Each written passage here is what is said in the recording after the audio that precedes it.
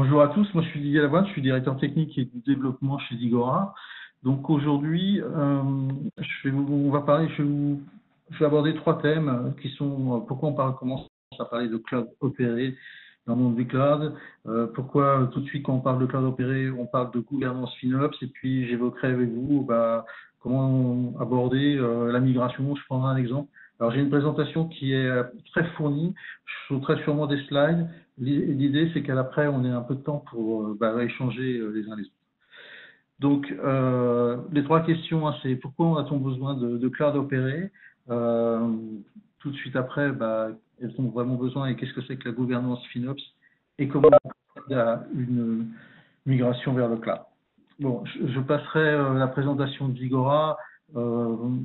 Clairement, je vous laisserai lire les slides, on en a mis très peu, avec quelques chiffres pour ceux qui ne nous connaissent pas. Et encore une fois, on est à votre disposition après, donc je vais passer ça. Notre métier, hein, c'est de vraiment travailler et d'accompagner nos clients sur la transformation, sur l'innovation, la motorisation, la sécurisation, le management et la valorisation des données. Donc, c'est l'ensemble de nos services. Très clairement, notre pilier dans tous nos services, c'est nos services managés. Alors, nos services managés, c'est vous proposer des services pour surveiller votre système d'information, l'administrer, l'exploiter. On garantit des SLA et bien sûr, on accompagne tous ces services managés avec de la gouvernance de proximité. Gouvernance de proximité, ça veut dire aussi un responsable technique de compte qui est dédié, qui est votre interlocuteur. Ça, c'est notre métier, on va dire notre canal historique. Et en gros, ce service, il a un peu évolué. Il a un peu évolué avec le cloud parce qu'on a associé les services managés et le cloud opéré. On fait toujours l'exploitation de la MCO de supervision et de la MCO d'administration, donc MCO maintien en condition opérationnelle. Bien sûr, il y avait la gouvernance qui allait avec. Et aujourd'hui, on a rajouté cette notion de service cloud opéré, et puis la gouvernance s'est transformée en une gouvernance plutôt technique. Elle s'est transformée en une gouvernance FinOps. Donc, je vais maintenant vous expliquer pourquoi. Alors, pourquoi on a fait ça? C'est que c'est lié à l'arrivée, la première chose qui est arrivée, c'est le IaaS dans le cloud, donc l'infrastructure as a service. Et on a introduit la gouvernance FinOps à partir du moment où l'IaaS est arrivé. Pourquoi? Parce que déjà, quand on parle de IaaS, il y a certaines métriques qui sont plus aussi simples à maîtriser que, je dirais, la simple détermination du nombre de CPU qu'on veut, de la RAM. Après, on a commencé à avoir des problématiques sur des IO avec des métriques différentes. Vous verrez, j'ai fait un exemple après, mais on commence, dès le IaaS, on commence à avoir besoin de cette gouvernance FinOps parce qu'on veut vraiment optimiser ces usages du cloud. Et puis, les clouds opérés, là, on en a eu besoin parce qu'avec l'arrivée du PaaS, on s'est aperçu qu'il y avait des services managés faits par cloud provider, mais il y avait d'autres choses, d'autres besoins et qu'il fallait les rajouter. Alors, tout de suite, qu'est-ce que c'est le service cloud opéré et la gouvernance FinOps? On les présente toujours avec un seul slide pour dire que c'est intimement. En fait, les services opérés, on va parler d'infrastructures, on va parler d'infrastructures, mais on va parler de services avec des problématiques de mise en production de services cloud avec des technologies DevOps. On va avoir un suivi et un ordonnancement des services en 24/7, parce que c'est important, on verra que c'est important d'optimiser l'usage du cloud. Et puis, on reste aussi spécifiquement dans le cloud avec des gestions de services de PRA, PCA, parce que les techniques sont différentes en termes de haute disponibilité entre les régions, les zones, et l'aspect réseau aussi est important, et c'est légèrement différent dans le cloud. Bien sûr, on est à fond dans une gestion de cloud hybride. Aujourd'hui, on a très peu de clients qui ont rien et qui partent directement dans le cloud. Ils ont toujours, tous nos clients en tout cas, ont déjà une infrastructure on-premise et ils vont vers le cloud, mais ils vont pas, c'est pas un big bang. On en profite aussi côté service cloud opéré pour produire de la data. C'est-à-dire qu'on va capter des métriques et on va capter des métriques aussi bien des applicatifs fonctionnels, de performance, de sécurité. Et on a étendu nos services avec aussi de la mise à disposition et des stockages de ces métriques. Et là, on va commencer à parler de data lake, d'outils de machine learning ou même de BI. C'est notre approche de data management. De l'autre côté, et on les a mis en face parce que ça correspond bien, il faut aussi accompagner le cycle de service cloud. Notamment, lorsqu'on est dans le PaaS, des analyses d'impact, des mises à jour est important, parce que ça va bouleverser le PaaS bouleverse les usages et les logiques de mise à jour et de maîtrise des mises à jour des composants. Avant, une application dictait les composants et les versions des composants. Aujourd'hui, ces composants, dans le PaaS, ils vont évoluer tout seuls. Donc, ça va avoir un impact sur cette gestion de ce cycle. Et puis aussi, les services cloud, ils sont pas, ils s'arrêtent aussi. Donc, il faut pouvoir gérer les indisponibilités des services. Et il y a des cloud providers qui vous proposent en plus de travailler à moindre coût sur des instances qui peuvent s'arrêter à tout moment. Donc, c'est important de l'intégrer. Et il faut que le projet cloud soit une réussite. Donc, il faut travailler sur l'efficience. Et je dis bien l'efficience, hein, pas l'efficacité. L'efficience, on va tout de suite parler de retour sur investissement. Donc, dans la gouvernance FinOps, il va falloir intégrer le suivi et les alertes de facturation, les optimisations de dimensionnement. Et c'est là où c'est important, c'est que de mettre les deux, parce que avant, les ingénieurs qui faisaient les architectures ne savaient pas ce que coûtaient les infrastructures. C'était maintenant, un ingénieur qui fait une architecture dans le cloud, il doit savoir ce que ça va coûter, comment les métriques pour modifier le coût de ces infrastructures, de ces services.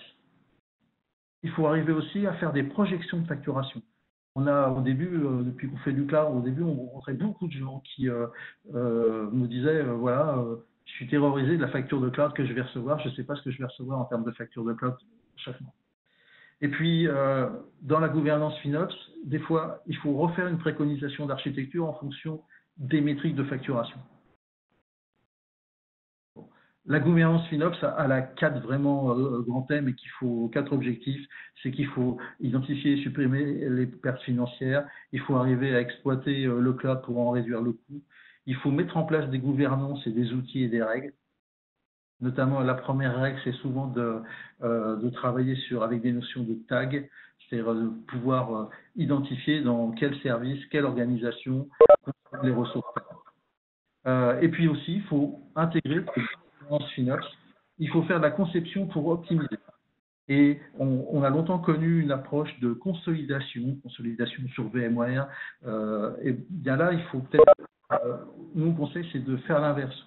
Au lieu d'emmener plusieurs, on va dire, entités sur une seule ressource, et ben, il vaut mieux emmener les éclater plutôt que les consolider. Pourquoi les éclater? C'est que ça va nous permettre de mieux gérer, notamment par exemple l'arrêt d'un service par rapport à son usage, alors que si on a tout consolidé sur un, ben, on ne va pas pouvoir arrêter, même s'il y en a 2 sur 3 services qui n'ont pas besoin de la ressource. Oui, mais pour un service, on va devoir la maintenir. Donc, on a plutôt intérêt à éclater son architecture que de la consolider. Et puis, il faut utiliser tous les mécanismes de pay-as-you-go. Donc, ça, c'est vraiment tout l'intérêt de faire cette gouvernance FinOps. Et c'est un nouveau métier. C'est un métier c'est un métier d'ingénieur maintenant. Et c'est pas un métier de direction des achats, par exemple. C'est vraiment un métier d'ingénieur parce que il n'y a que les gens qui maîtrisent les métriques qui sont à même de donner cette valeur à la gouvernance FinOps. Bien sûr, on a dû adapter nos outillages parce que lorsque j'ai parlé de IaaS et de PaaS, le IaaS a été intégré dans notre outillage très classique, on va dire. Et pour le PaaS, notamment, nous travaillons avec du PaaS Azure, PaaS AWS et du PaaS Oracle, on a dû adapter notre outillage avec l'usage de services comme Azure Monitor, comme Amazon CloudWatch ou Oracle Management Cloud.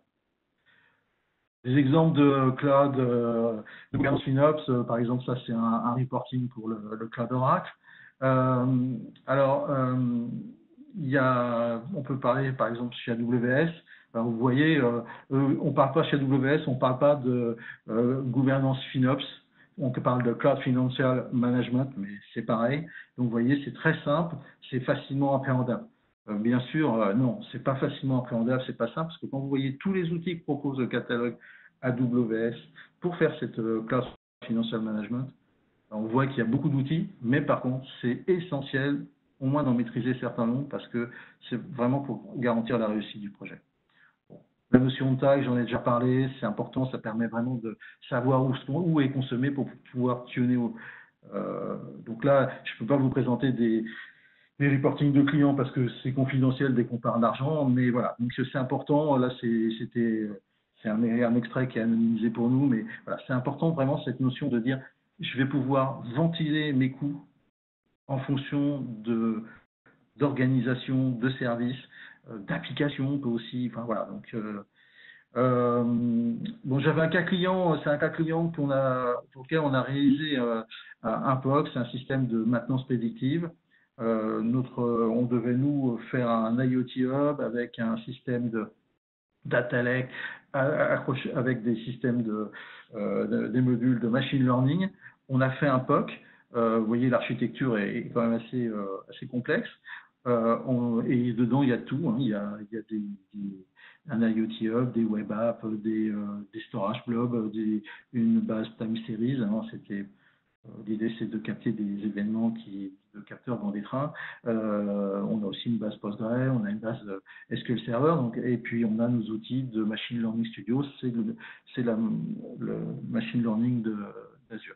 En fait, on a fait un POC et on a fait un premier POC avec 10 trains, et puis après on a fait enfin avec un train et après 10 trains, et après ça nous a permis d'optimiser nos prévisions qui étaient prévisions théoriques au départ, de coûts et de se projeter. Et donc c'est tout l'intérêt de pouvoir, déjà on a vérifié que dans nos répartitions de coûts, on était conforme à notre étude, mais en plus, avec ces éléments, on a permis de se projeter et de réduire sensiblement la cible, puisqu'on avait imaginé 4 500 € par mois, et en fait, on se projette à plutôt 2 611 €. Maintenant, je voudrais aborder un sujet qui est la migration vers le cloud. Alors, je vais vous parler du cloud assessment et je vais prendre un exemple très rapidement, je dirais très rapide sur l'exemple. Le cloud assessment. Le cloud assessment, c'est vraiment l'outil pour arriver à faire que le projet de transformation du cloud soit une réussite.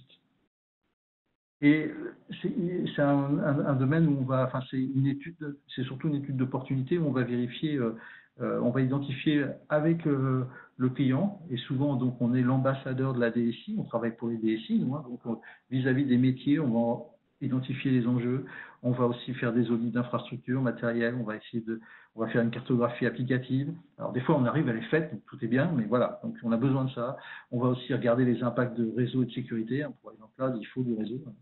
Point important, on va regarder aussi la compliance, et puis on va après présenter des solutions, et nous on est un intégrateur, donc on peut très bien finir un cloud assessment en disant bah non, c'est pas possible dans votre contexte, ou alors il faut aller dans un cloud privé, ou alors il faut aller dans un cloud public, ou alors il faut rester dans un modèle de cloud hybride.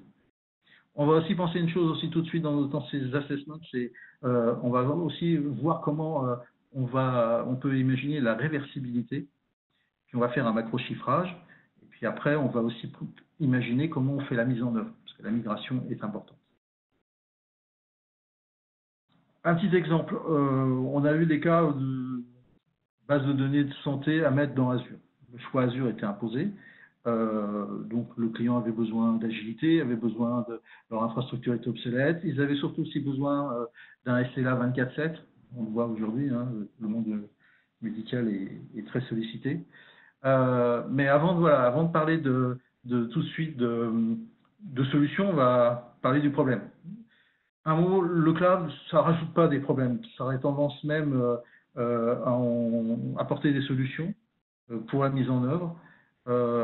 Juste un point, et j'insiste beaucoup là-dessus tout le temps, le cloud ne diminue pas la responsabilité. Donc on va voir qu'en fait, si on regarde les points à traiter, il y a l'usage, les contraintes, les caractéristiques, le légal, ce que j'appelle légal, c'est notamment la compliance logicielle. L'usage, l'architecture, il faut s'interroger sur l'architecture, les applications qui utilisent la base, le modèle de données, la nature des données, l'élasticité d'usage, et je dis bien d'usage, c'est est-ce qu'on a besoin de cette base 24/7, à quel moment il va falloir, par exemple, est-ce qu'elle est très sollicitée en début de journée, en fin de journée ou pas du tout, est-ce qu'on n'arrive pas à avoir. Parce que l'élasticité, ça va être un élément important dans l'optimisation des coûts du cloud. Bon, les caractéristiques, et là on voit qu'on n'est pas, c'est pas spécifique au cloud, hein, c'est quelle technologie, quelle version, quelle architecture, quelle infrastructure d'accueil. Si on peut avoir déjà quelques métriques de CPU, de RAM et d'IO, c'est toujours bien. Il faut voir aussi si on a des éléments de capacity planning, puis aussi il faut penser à la sauvegarde. Les contraintes, c'est du classique aussi, hein. C'est pas spécifique au cloud, c'est quel niveau de SLA est attendu, les notions de RTO, de RPO, et puis aussi pour des aspects légaux, souvent des externalisations de sauvegarde. Le légal, là, c'est la licence, hein, quel type de licence. Dans le cadre d'une base de données de santé, est-ce que l'hébergeur est agréé hébergeur de données de santé? Les exigences de réversibilité, de confidentialité, de sécurité. Bon, il faut aussi penser des fois qu'il peut y avoir aussi on l'évalue aussi, que en termes d'usage, est-ce qu'on peut se projeter dans des futurs usages? Est-ce qu'il y a des activités de data science, de machine learning, de data lake? Alors, les solutions, des solutions aujourd'hui, par exemple, dans Azure, on a deux solutions. Soit on est dans du IaaS Azure, soit du PaaS Azure. On va avoir des services d'infrastructure qui vont être faits au travers du IaaS. On les retrouve aussi dans le PaaS. Par contre, les services managés, c'est là où Digora intervient, parce que dans du IaaS, il n'y a pas de service managé. Il y en a un peu dans le PaaS, mais la gouvernance FinOps, il n'y en a pas du tout. C'est à nous à l'assurer, enfin, c'est à nous. Les licences... les licences de la database, vous avez deux modes, hein. Dans l'IaaS, il faut apporter ses licences, vous êtes en bring your own licence. Dans le PaaS, vous pouvez être en biol et aussi en version inclus, c'est-à-dire fourni par le service provider, cloud provider. La haute disponibilité, on va vous parler de multi-zone, multi-région. Dans le PaaS, on va aussi rajouter aussi des notions de cluster qui sont embarquées. Si on prend le cas, donc je vais passer vite, mais on va parler de l'usage. Je vous ai parlé de cartographie, d'audit des usages métiers. Important, lorsqu'on veut migrer une base, il faut s'assurer que la version d'origine est supportée. Dans le monde Azure, il y a deux niveaux, un niveau standard et un niveau premium. Et on va voir que ça se complique un peu plus. Pour ceux qui ne connaissent pas, il y a deux termes à appréhender, c'est la GZRS qui est c'est des zones qui permet d'avoir des stockages redondants sur différentes zones, et puis il y a le géo-redondant qui est le GRS. Donc vous verrez, il y a beaucoup d'acronymes aussi dans le cloud. Il y a des niveaux de service aussi qui sont offerts. Vous voyez que par exemple là on est dans un mode où la base, on la prend, on passe en instance managée, on vous propose un niveau de service. Si vous êtes en pool élastique, déjà vous avez déjà un deuxième métrique qu'il faut choisir, c'est le niveau de service et c'est pas le même que précédemment. Avant vous parlez de usage général, critique pour l'entreprise, et là maintenant c'est basique, standard, premium. Voilà. Si c'est des bases de données uniques, vous avez encore une métrique supplémentaire qui est que vous pré-provisionnez ou est-ce que c'est serverless.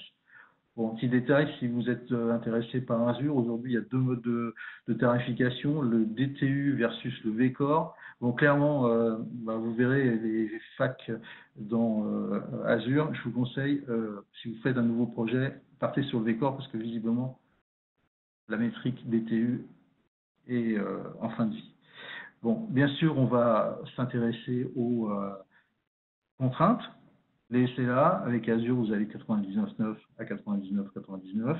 Le RTO et les RPO, c'est des éléments essentiels pour faire le projet de migration et notamment le paramétrage des sauvegardes. Ça, c'est du classique, hein, c'est pas spécifique au cloud. Donc dans le légal, les licences. Alors là, les licences, c'est un vrai sujet à regarder. Quand vous êtes en PaaS, les licences peuvent être incluses ou en biol. Alors, il y a deux programmes chez Azure, le licence multi via Software Assurance et le programme Azure Hybrid Bénéfice. Il faut être très clair, chaque cloud provider a ses programmes. Il y a deux points importants qu'il faut bien voir, c'est qu'en termes de réversibilité, techniquement, nous, notre métier, canal historique, c'est vraiment la base de données. Donc, on saura toujours pour récupérer vos données et vous les remettre dans un autre environnement. Techniquement, on sait faire. Bon, il y a des contraintes. Hein. Il peut y avoir des contraintes liées aussi au volume, mais on saura faire. Par contre, la mobilité des licences cloud vers les licences on-premise, il n'y a aucune garantie. Donc, c'est à savoir. Quand vous amenez vos licences, vous pouvez les mettre dans le cloud. Si vous achetez des licences dans des services PaaS, si vous voulez arrêter le service, vous n'avez pas de licence. Bon, la confidentialité, alors si on prend l'exemple d'Azure, des cloud providers, là, il y a le Cloud Act américain. Bon, c'est uniquement en cas de réquisition de justice. c'est entre, je crois que l'année dernière, en 2019, il n'y a eu même pas 10 cas de réquisition et sur les 10 cas, il y a eu une société, le reste, c'était des individus. Donc, c'est un faux débat. Je pense qu'on a beaucoup plus à craindre de la cybercriminalité que de cette loi américaine qui permet d'aller, entre guillemets, voir au-delà. Bon, il y a des outils pour la migration et la vérification de la capacité de migration. Là, j'ai pris les outils Azure, parce que je prenais un exemple d'Azure, mais ça existe dans d'autres cloud providers. Un petit détail sur lorsqu'on aborde le cas d'une base Oracle. Azure et AWS sont deux dites autorisées, cloud autorisées par Oracle. Donc, pour Azure, par exemple, on a que le IaaS qui est possible. AWS fournit des licences des licences incluses. Faut faire attention, il y a une petite subtilité en termes de calcul des l'équivalent des CPU. Oracle ne reconnaît pas le multithreading, donc il y a un core facteur qui change quand on passe dans le cloud. Voilà, je suis allé assez vite. Ce que je voudrais, c'est j'ai abordé le débat et au travers du chat, c'est si vous pouviez nous répondre à deux questions. Bon, déjà, une très simple, c'est est-ce que vous avez déjà initié des projets dans le cadre public ou privé?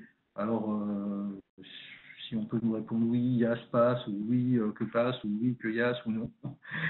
Et puis surtout, j'aimerais bien que vous me répondiez à une question, c'est qu'est-ce qui vous semble dans les difficultés la plus importante? Est-ce que c'est la compréhension des métriques de facturation? Est-ce que c'est la difficulté à appréhender le catalogue des cloud providers? Est-ce que c'est la maîtrise technique des projets de migration? Est-ce que c'est de démontrer le ROI d'un projet? Ou est-ce que c'est de maintenir la compliance logicielle? Donc, si vous pouviez nous répondre Q1, oui, non, Q2, 1, 2 ou 3 ou 4 ou 5. Voilà, ça nous permettrait d'aborder le débat. Et je suis prêt tout de suite à prendre d'autres questions. Mathieu, tu fais la consolidation en live? Oui, tout à fait. Donc vous pouvez répondre dans le chat, hein, parce que vu qu'on est un petit peu nombreux, je n'active pas les micros pour que ça reste raisonnable. Quelqu'un a dit oui, et là, donc c'est bien. Et qu'est-ce qui vous semble la difficulté la plus importante parmi toutes celles-là?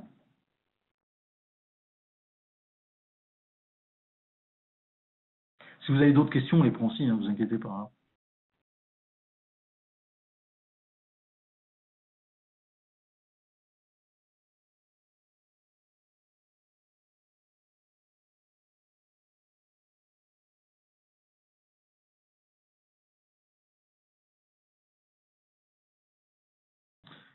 Je vois qu'il y a quelqu'un qui répond que la difficulté à appréhender les catalogues de cloud provider.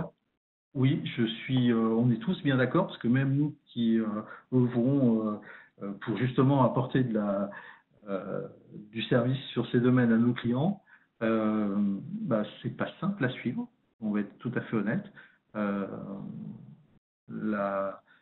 Amazon, j'ai pris l'exemple d'Amazon, mais il n'y a pas que, hein, bien sûr. Amazon, il y a un nombre de services, nombre d'outillages. On est sans cesse en train de se former.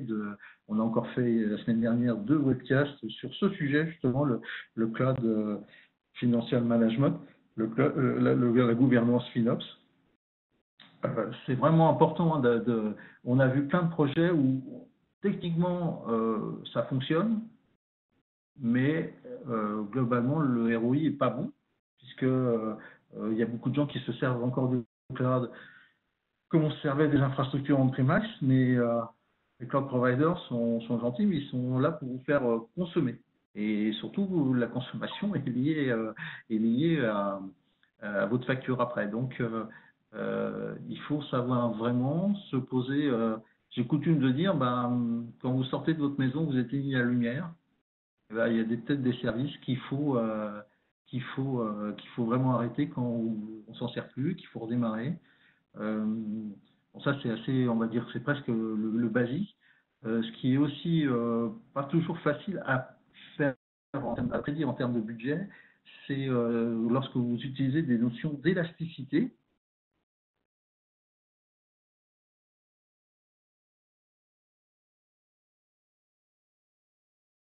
Alors, je vois une question. Certains interlocuteurs sont inquiets et ont peur du cloud car ils pensent qu'ils n'auront plus de maîtrise de leur système. On parle du système au sens large ou du système d'exploitation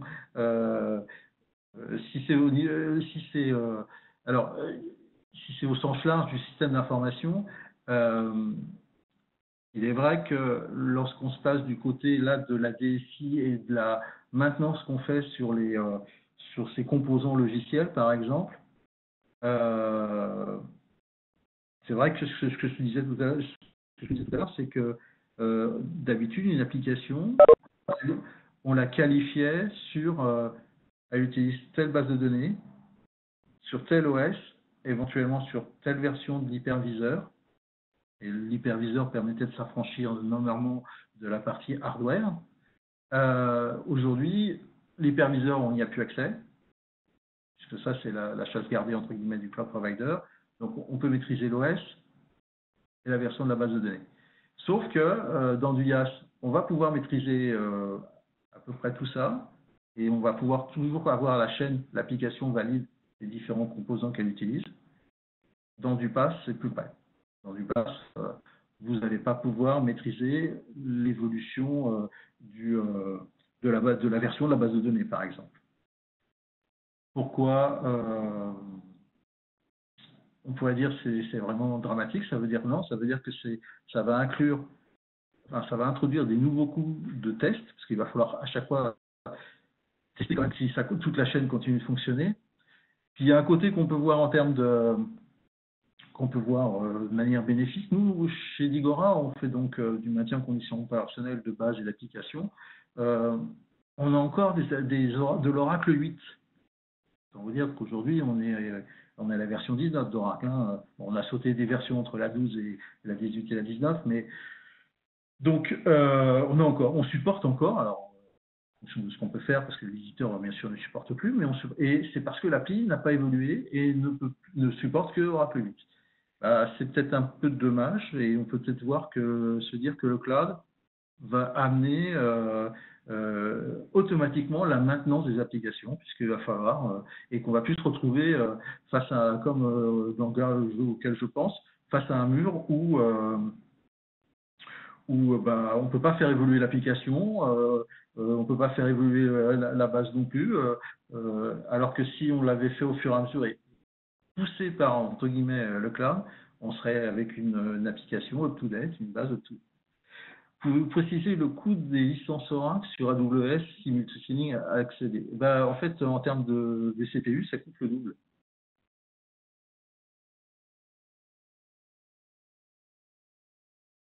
Comment maîtriser les coûts du cloud public? Justement, c'est entre guillemets souscrivant à du cloud, enfin de la gouvernance FinOps, parce que c'est comme, entre guillemets, disait ma grand-mère, c'est comme le lait sur le feu, il faut les suivre. Il faut les suivre aussi bien en amont dans les conceptions d'architecture et au jour le jour pour bénéficier d'optimisation. Il y a en plus des cloud providers qui vous proposent, alors ils sont un peu revenus en arrière sur le terme, mais en fait ils avaient une technique, c'était de vous proposer d'utiliser des ressources en fonction d'utilisation sur le globe. C'est-à-dire que c'était un peu la technique du follow the sun, c'est j'ai des ressources qui ne sont pas utilisées dans tel data center, je vous les vends pas cher. Sauf que et le pari, c'était de dire aussi, quand ils sont quand le soleil est de l'autre côté, vous n'y accédez plus et le prix a changé, et donc on vous conseille de ne plus l'utiliser. C'est hyper compliqué à l'utiliser, notamment pas techniquement, mais en termes de coût. Et puis c'est quand même dans un usage où il faut pas vouloir faire de la production avec. Ça s'applique bien, par exemple, à des gens qui font du calcul, des gens qui font, où là, vous avez plus ou moins de nœuds à votre calcul. C'est pas grave. À un moment donné, votre calcul, vous avez pu l'accélérer parce que vous avez bénéficié d'une offre de nœuds très peu cher, parce qu'à ce moment-là, le cloud provider savait qu'il n'avait pas de charge sur ces nœuds. Bon, voilà, c'est pour ça qu'il faut vraiment le suivre et c'est pour ça qu'on insiste beaucoup maintenant qu'on parle de cette gouvernance FinOps. C'est important de suivre et de suivre quasiment application par application. L'usage des tags aussi, c'est aussi important. Avec l'usage du multi-cloud, peut-on dire que les coûts seront aussi impactés? Avec l'usage du multi-cloud, vous multipliez aussi la complexité. C'est-à-dire qu'il va falloir optimiser sur chacun des cloud providers. Avec des règles, bien sûr, qui sont différentes. Parce que, par exemple, je vous ai parlé d'AWS, mais je vous ai aussi parlé de cette notion de DTU chez Azure. La notion de DTU, vous la trouvez chez Azure et que chez Azure. Donc, il faut bien imaginer qu'en étant multi-cloud, et on a des clients qui sont multi-cloud, voilà, pour chacun, chaque cloud provider, il faut arriver à maîtriser, je dirais, la complexité de la tarification des différents services.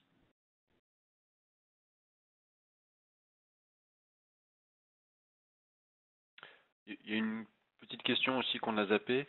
Oui, pas de souci. Est-ce que tu pourrais donner une définition très courte de ce que ça veut dire cloud opéré?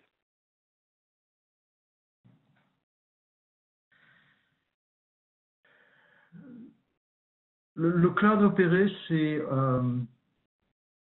on va dire que le cloud, c'est comme de l'électricité. Par contre, le cloud opéré, c'est la meilleure façon de gérer sa consommation d'électricité et de la suivre. Donc, vous pouvez tous avoir l'électricité à votre maison. Par contre, de commencer à avoir, par exemple, un système de délestage pour, lorsque vous êtes à la cuisine, arrêter votre chauffage, ça, il faut le manager. C'est ça, cloud opéré. Si mon image était... vous voyez, il y a des systèmes aujourd'hui, il y a des maisons qui ont ça, c'est en fonction de l'usage que vous faites de vos différents consommateurs d'électricité, on a diminué le coût de l'abonnement et de la consommation, enfin de l'ampérage, pour simplement être sûr que au moment où vous allez avoir besoin, par exemple, du four qui va consommer beaucoup, du four électrique qui va consommer beaucoup, on se dit que vous êtes dans la cuisine, que vous n'êtes pas dans les chambres, donc on coupe le chauffage dans les chambres. Alors qu'il y a plein de maisons où, quand vous ouvrez vous mettez votre four en marche, ça chauffe encore dans les chambres. Donc voilà, c'est ça le cloud opéré, c'est qu'il faut voir le cloud comme une ressource. Elle est puissante, elle est riche, mais elle n'est pas forcément peu onéreuse. Donc il faut l'utiliser et il faut la maîtriser. C'est ça, c'est ce qu'on rajoute avec cette notion de cloud opéré.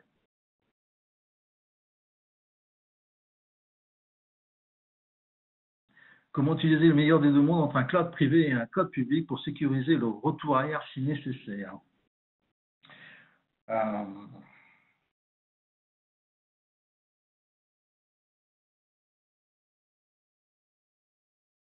Alors, le cloud privé ou le cloud public, je serais tenté de dire que si on se pose la question, il faut peut-être déjà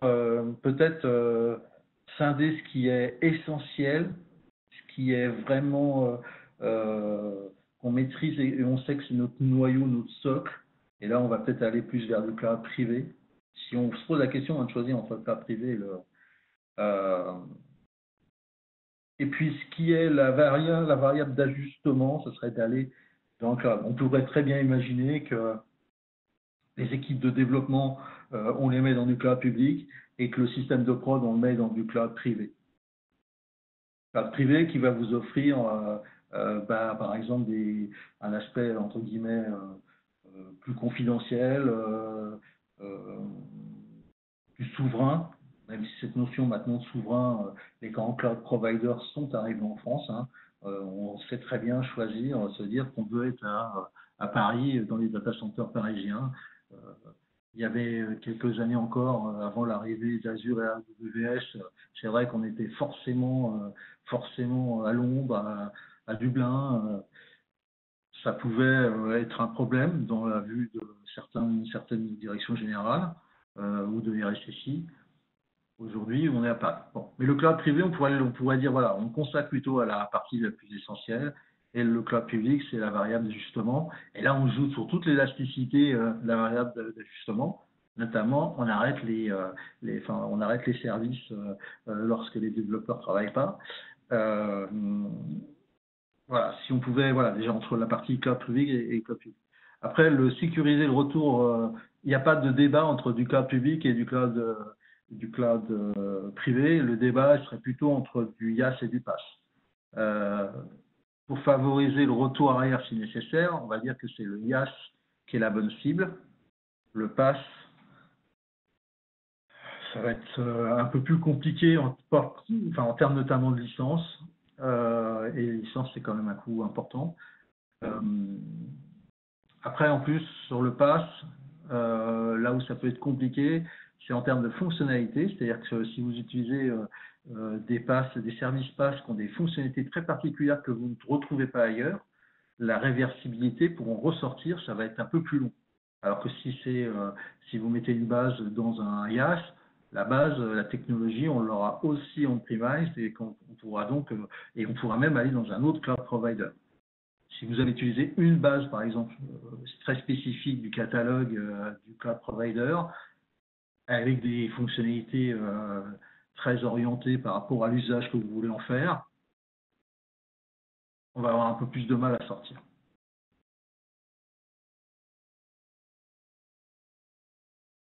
Parmi les difficultés de migration vers le cloud, c'est la conformité réglementaire locale et internationale.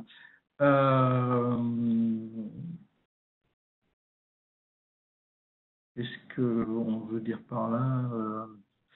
J'essaie de bien comprendre la question. Parce que là, il y a des problématiques de réglementation locale. J'en connais, je ne les connais pas tous, mais je sais que la Chine continentale, on impose certaines. C'est d'ailleurs pour ça qu'on a aujourd'hui, nous, on a un satellite de supervision qui tourne en Chine pour une société du nord de la France qui a voulu créer des magasins. Ils ont dû déporter une partie de leur ERP en Chine. Et donc, on nous a demandé de superviser cette ERP. Je crois qu'on est à Zhongzhou, je crois, de mémoire. Et c'était une disposition obligatoire puisque les données devaient être en Chine. Je sais aussi que, par exemple, aux États-Unis, un étudiant qui étudie aux États-Unis, les données personnelles de l'étudiant doivent être aussi aux États-Unis, je crois. On a eu le cas avec une école de commerce qui avait une entité aux États-Unis. Bon, ça reste des problématiques quand même très particulières. C'est pas celle auquel on est.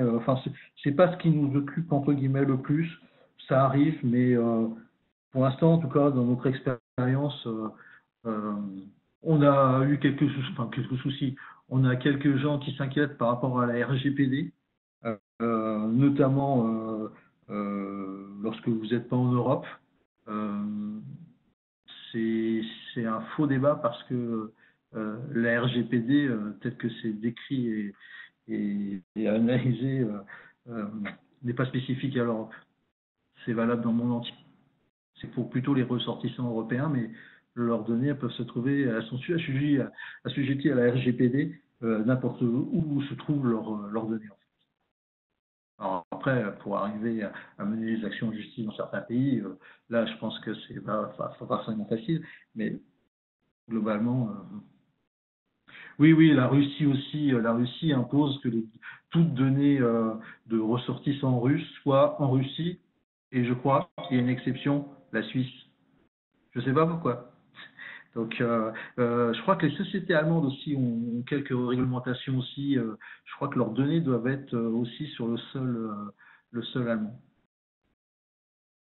Alors en Russie, on travaille pour une société de logistique qui a beaucoup d'activités en Russie.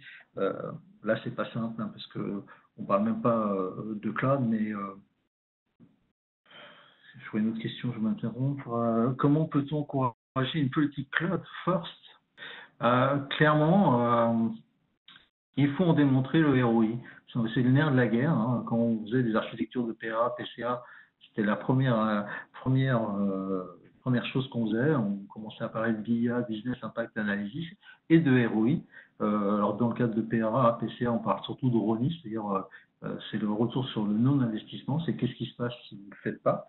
Là, c'est d'avoir une approche globale, c'est-à-dire, c'est pour ça que je parlais tout à un moment donné de cloud assessment, et dans le cloud assessment, vous avez bien vu qu'il n'y a pas que de la technique, et il faut démontrer que, et je dirais que pour encourager ça, ce qu'il faut, c'est, mais ça c'est le métier des DSI et c'est vrai pour, je pense, pour tous les actions de la DSI, il faut que ça colle au métier de l'entreprise. Et il faut démontrer que l'usage va être soit favorisé, c'est-à-dire on va avoir des services supplémentaires, on va offrir des plages horaires de services supplémentaires, on va vraiment apporter quelque chose au métier, et puis surtout on va expliquer que ça colle au métier, c'est-à-dire que d'où mes tags, ça veut dire que si c'est un métier qui est dans sa phase croissante, on va lui dire votre infrastructure elle est dimensionnée par rapport à vos démarrages, puis si vous avez plus d'activités, on pourra croître sans remettre en cause quoi que ce soit. Oui, on a eu notre exemple, un de nos projets qu'on a fait pour la société Bandai Namco. Clairement, ils étaient dans un data center et ils avaient un besoin. C'est une société japonaise maintenant. Donc, le syndrome Fukushima faisait en sorte qu'on leur demandait d'avoir un PRA. Et là, bien sûr, monter un PRA dans le cloud, c'est quand même beaucoup plus facile que de construire un autre data center, en trouver un, tirer des fibres. Parce qu'aujourd'hui, quand même, les cloud providers ont interconnecté leur data center. Nous, Bandai, on les a d'abord emmenés entre Londres et Amsterdam. Et puis après, on a migré de Amsterdam et Francfort. Et tout ça avec de la continuité de service. C'est tout l'intérêt aussi. C'est vrai que pour faire une migration, quand on a migré de Londres à Francfort, on avait Amsterdam et pendant la migration, il y a eu zéro downtime. Si je n'ai pas d'autres questions, je vais repasser au slide que j'avais pris en introduction pour vous faire patienter. Si vous avez des gens qui ont des besoins, n'hésitez pas. C'est vraiment une offre qui est totalement gratuite, sans aucun engagement. C'est vraiment où on se tient à être solidaire des gens du monde médical. Donc, si vous avez dans vos connaissances des gens qui ont de ce type de besoin, n'hésitez pas à le relayer. Voilà, je vous souhaite un bon appétit et je vous remercie d'avoir participé. Bon, merci à tous. Au revoir.